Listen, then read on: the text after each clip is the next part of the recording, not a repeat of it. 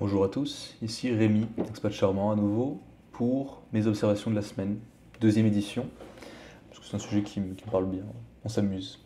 Donc on va en faire une rubrique. Je vais parler de trois choses aujourd'hui que je vais nommer, donc une par rapport au text game, à la communication par message, notamment sur les applications de rencontres entre la France et l'étranger. La deuxième qui est par rapport aux blessures chez les parents opposés, j'en parlerai un peu plus en détail. Et la troisième par rapport au métier de psychologue, dans un certain contexte. Donc trois sujets qui me sont venus, auxquels j'ai pu réfléchir et sur lesquels j'ai pu écrire un petit peu, que je trouvais être assez intéressants. Commençons par le text game.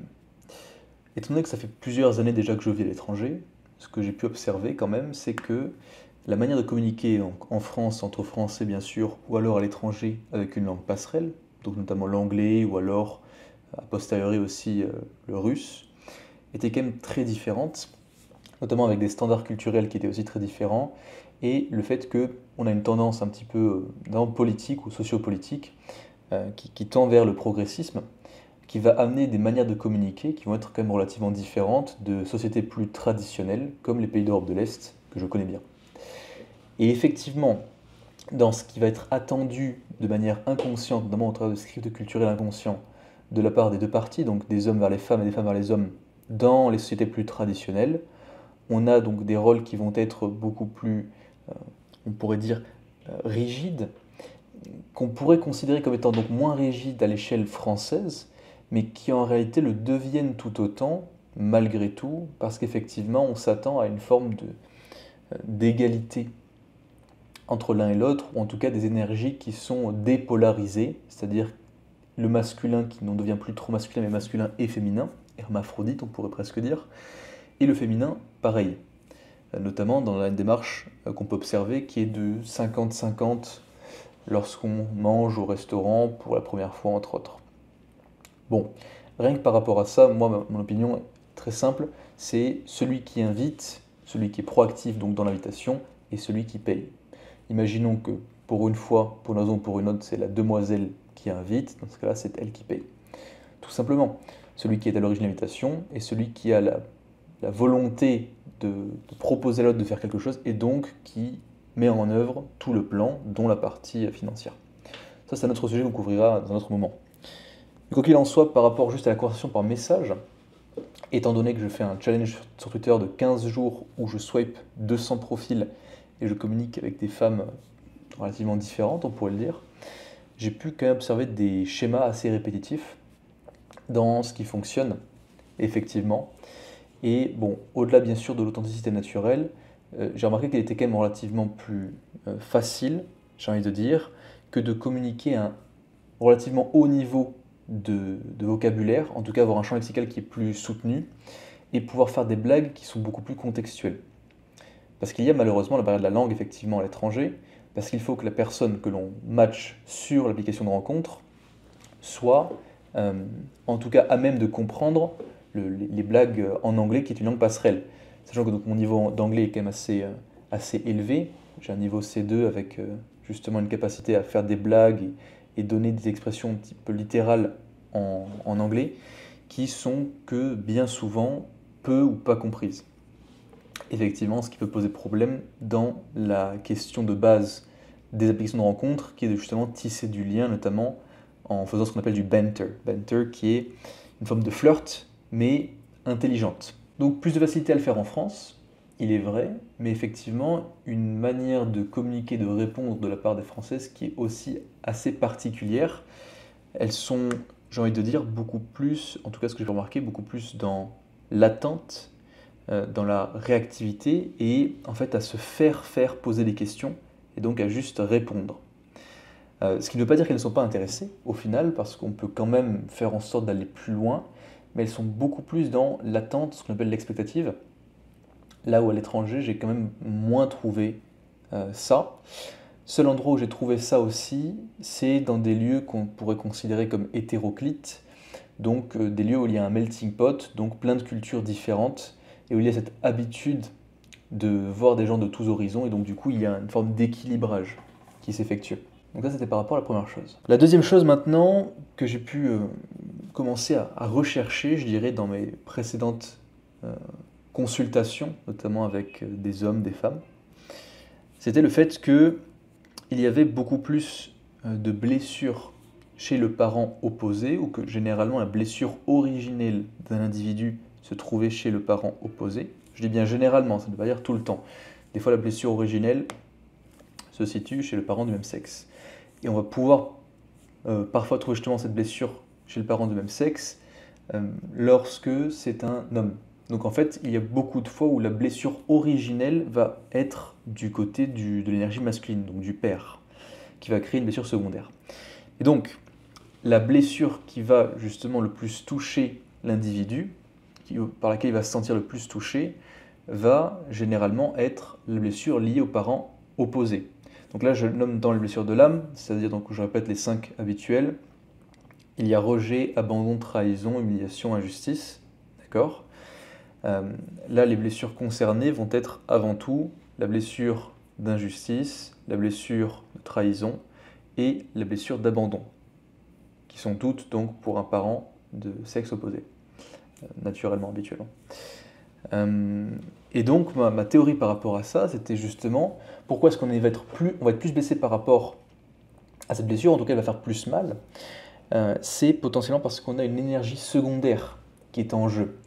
C'est le parent opposé, c'est-à-dire que c'est le rapport qu'on a avec l'énergie opposée, parce qu'on part du principe que notre parent opposé, si on est homme, c'est donc la mère, si on est femme, c'est donc le père, va disposer d'une énergie opposée sur la polarité. Donc si on a l'énergie masculine en tant qu'homme, ça va être auprès de la mère, qui est l'énergie féminine en tant que femme, que l'on va avoir du coup une blessure qui va être plus douloureuse.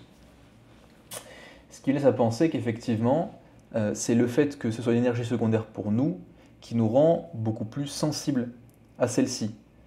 Sensibles et notamment avec une forme d'attente, on pourrait dire inconsciente, qui est posée par l'enfant vis-à-vis du parent opposé, donc justement parce que c'est son premier rapport à l'énergie archétypale opposée. Donc encore une fois, je le rappelle, si c'est pour un homme, un garçon en tout cas, qui a une énergie masculine prédominante, qui va se connecter donc à l'animus plus naturellement chez la femme, ou chez la mère du coup, ce sera l'énergie féminine. Féminine donc anima, prédominante. Ce qui veut dire que pour le garçon, ce sera l'énergie secondaire. Et donc effectivement, sa première rencontre avec l'énergie secondaire dont il dispose, ce sera au travers de son parent de sexe opposé. Donc qu'est-ce qu'on peut en comprendre ici ?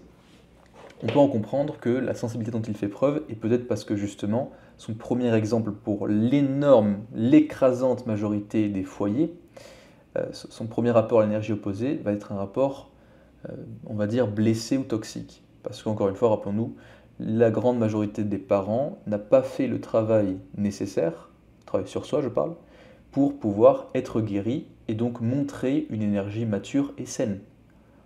Ce qui veut dire que le premier rapport à l'énergie opposée va être un rapport à l'énergie toxique et immature. Ce qui peut donc jouer en notre défaveur, et donc nous blesser encore plus. Voilà par rapport à ma deuxième observation. Vous en tirez ce que vous voulez, peut-être que vous pourrez faire des liens avec votre propre vie. Et enfin, le troisième aspect, quelque chose qui m'a beaucoup, je dirais, intrigué, en tout cas, c'est pas la première fois que j'entendais ça, mais c'était quand même assez rigolo. Le métier de psychologue n'existe pas au Vietnam. Lorsque j'en parlais avec certains Vietnamiens, certaines Vietnamiennes aussi, le métier de psychologue n'existe pas. Il y a justement des hôpitaux psychiatriques, donc vraiment on va à l'extrême, pour interner ou enfermer les fous, on pourrait dire ça, mais les psychologues ou le métier de psychologue n'existe pas à l'échelle locale. À l'échelle internationale, oui, mais pas à l'échelle locale. Qu'est-ce qu'on peut en comprendre ? En tout cas, j'ai vraiment cette impression, c'est ce qui m'est apparu. Semblerait-il que dans les pays justement où le pouvoir d'achat est plus faible et les individus sont beaucoup plus concentrés sur des choses du quotidien, notamment pour pouvoir survivre, beaucoup plus que vivre, alors il y aura beaucoup moins de rapport ou de connexion à la santé mentale. Parce qu'effectivement, pour pouvoir se poser des questions par rapport à sa santé mentale, il faut déjà de base avoir une forme de sécurité financière. Sécurité minimale, on parle juste de pouvoir vivre et manger à sa faim. Et effectivement, si on n'a pas ça, comment est-ce qu'on peut se sentir, par exemple, déprimé ou dépressif ? C'est beaucoup plus compliqué. La seule façon pour nous d'arriver à ce niveau-là, et de se sentir ainsi, c'est si jamais on a connu justement une forme de richesse, qu'on a connu une forme de sécurité ainsi, mais qu'on l'a perdu. Dans ce cas-là, oui, on peut justement se sentir ainsi. Mais si on n'a jamais connu ça et qu'on a toujours été dans ce qu'on pourrait appeler le grind, donc concentré sur les tâches du quotidien, le moment présent pour pouvoir survivre, alors comment est-ce qu'on peut se poser des questions par rapport à santé mentale? Effectivement. Ce qui m'a fait donc un petit peu sourire, parce que du coup je l'ai écrit comme santé mentale égale problème de riche.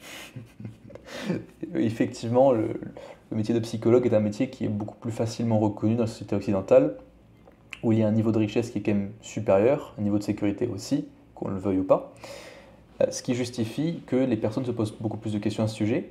Et maintenant, la question est la suivante. Est-ce que ça veut dire pour autant qu'on est plus heureux? Les chiffres, généralement, montrent le contraire, qu'on n'a jamais été plus que maintenant sous antidépresseurs. En tout cas, je parle de la population des pays occidentaux, et donc des sociétés occidentales. Ce qui nous emmène à penser que, effectivement, ce n'est pas le niveau de richesse qui fait en sorte de nous rendre heureux ou satisfaits. Ou ce n'est pas donc la sécurité dont on peut faire preuve, comparé à d'autres pays, qui peut nous faire nous sentir heureux ou en sécurité. Dans ce cas-là, qu'est-ce que c'est? Je vous laisse, en tout cas je laisse libre cours à votre réflexion pour pouvoir répondre à cette question. Si vous voulez m'en faire part en commentaire, faites-le avec plaisir. Je parle de temps à autre de cette thématique, notamment sur mon canal Telegram, que vous pouvez rejoindre, dont le lien est en description. Et d'ici là, autrement, si vous voulez aller suivre mon challenge sur Twitter par rapport au Tinder français, n'hésitez pas à le faire. Le lien sera aussi en description. C'était Rémi, bon courage.